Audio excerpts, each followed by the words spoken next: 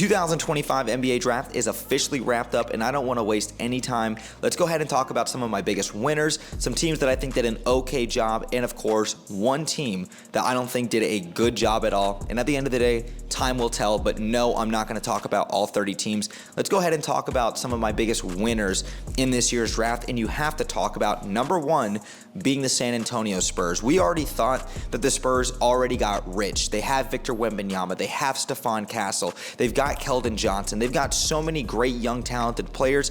They get De'Aaron Fox last year, and now they get Dylan Harper with the number 2 overall pick, who was the consensus number 2 overall pick. And then they get Carter Bryant, who fell to their laps at number 14 overall, the forward from Arizona. And you have to give the San Antonio Spurs an A++ for this year's draft. Now, Dylan Harper, despite the fact that he has got all of the talent in the world to be a potential perennial all-star in this league, Dylan Harper is going to be in a very crowded backcourt to start off his career. He's still got Stephon Castle, who could have been Rookie of the Year. You've still got De'Aaron Fox there, who is obviously a perennial all-star. Now Dylan Harper has to find a way to continue to make an impact and to find his way into the rotation consistently while still being effective. And I think that will take time, but Dylan Harper was obviously a great pick. But the fact that they got Carter Bryant with the 14th overall pick, an athletic 3-and-D wing who can play inside and out, he can get to the bucket and finish, and he is just a terrific team player where you value 3-and-D wings in today's game. This was a home run pick for the San Antonio Spurs, and the fact of the matter is that the Portland Trailblazers were projected to take Carter Bryant with the 11th overall pick prior to them trading back with Memphis to the number 16th overall pick, which we'll talk about later. I can't believe that the Portland Trailblazers weren't able to take Carter Bryant, despite the fact that I like the Young Hansen pick, and they let Carter Bryant off the board. Great pick by the San Antonio Spurs.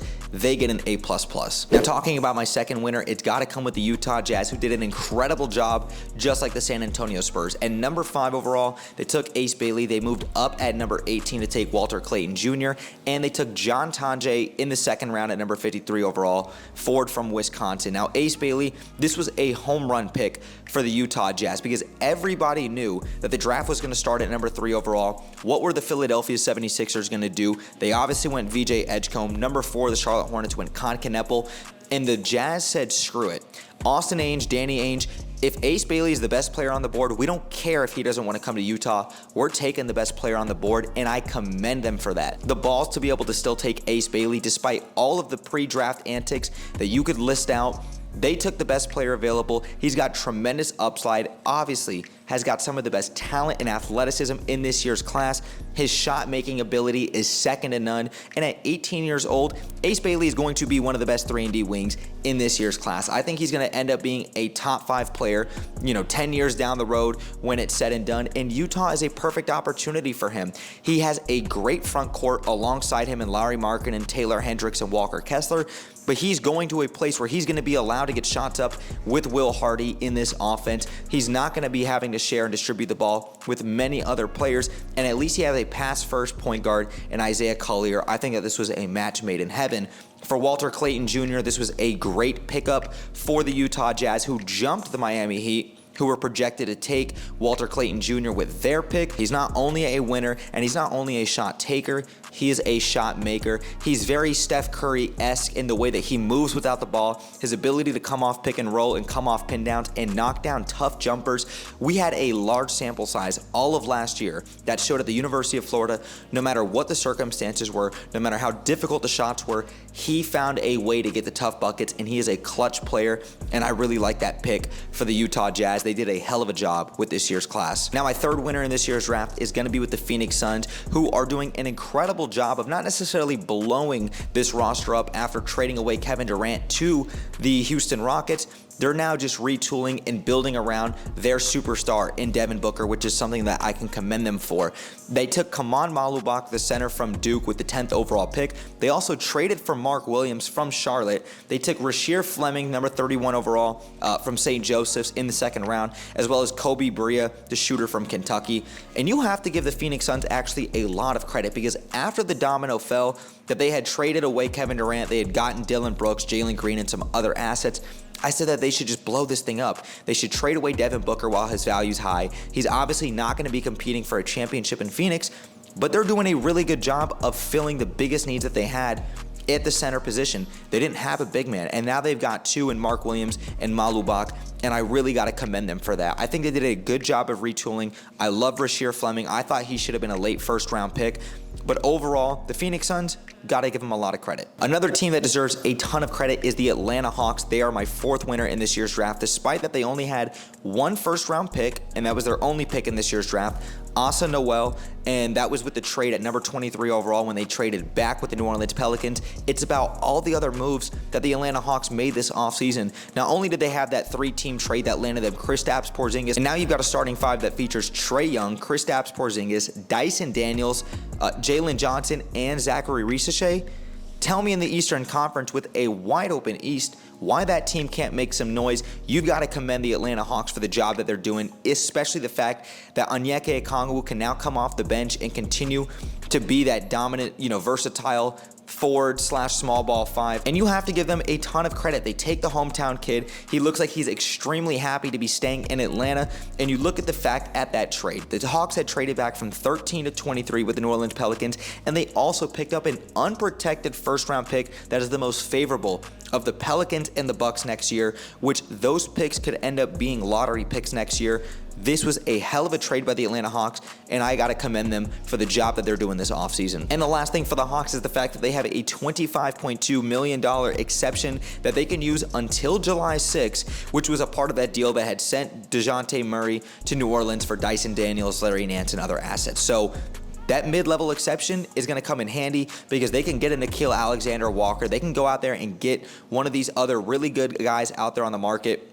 Got to commend the Atlanta Hawks. And my last big winner for this year's draft has got to be with the Miami Heat, landing Kasparas Giannis with the 20th pick in this year's draft. Guard from Illinois, a guard who has tremendous size and incredible feel for the game and really is well developed and well progressed in terms of his fluidity at such a young age. Now, there are obvious concerns with him, his high turnover rate, his inability to really knock down the shots consistently from the perimeter.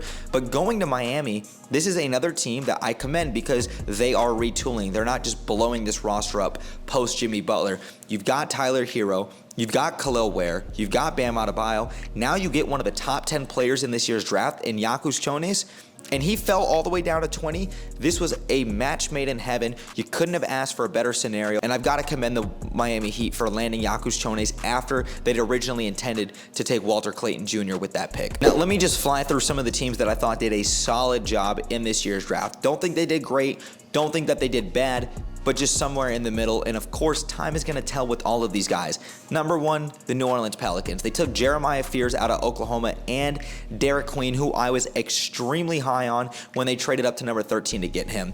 The Pelicans, they have a solid foundation. They traded for Jordan Poole. They got Saddiq Bey. They've also got, Zion Williamson, Herb Jones, Trey Murphy, and now you get Derek Queen and Jeremiah Fears. And at the end of the day, the Pelicans have a solid foundation and roster. I just don't trust Zion to stay healthy for the entirety of the season. How much longer is Trey Murphy going to be a Pelican? There's still so many questions around this team. They did a solid job in this year's draft. Next has got to be the Washington Wizards, who obviously they thought that they were going to get Ace Bailey. They had to pivot, and they got Trey Johnson, who is an incredible shooter. I think the best shooter in this year's class. I thought he was going to end up in Utah originally, but of course, Trey Johnson is still going to be a great plan in Washington. They also took Will Johnson with the 21st overall pick and Jameer Watkins at 43 overall. Washington is actually building something special. You take Trey Johnson, now you've got your legitimate point guard and an absolute sniper on the perimeter alongside Alex Sarr, Bilal Coulibaly, Bub Carrington. This Wizards team is coming together nicely, and of course, you've still got great veterans, Kelly Olynyk, Marcus Smart, Chris Middleton, CJ McCollum. I've got to applaud the Washington Wizards for the job that they're doing this offseason, and they're going to have $110 million in expiring contracts at the end of this season, which means that they're going to have a ton of cap space next year to be opening up the floodgates to sign a big-time free agent, so I would watch out for that. Next up, for a team that I think did a solid job in this year's draft, is going to be the Orlando Magic, who took Jace Richardson, Michigan State guard at the number 25 overall pick, and they traded up with the Boston Celtics yesterday evening to number 32 overall to take French forward Noah Penda. Now, Jace Richardson was an absolute home run pick for the Orlando Magic. They get a combo scoring guard. Even though he's undersized at 6 feet tall, this was a guy who filled a glaring need for the Orlando Magic. He can handle the ball, even though he tries to go left all too often.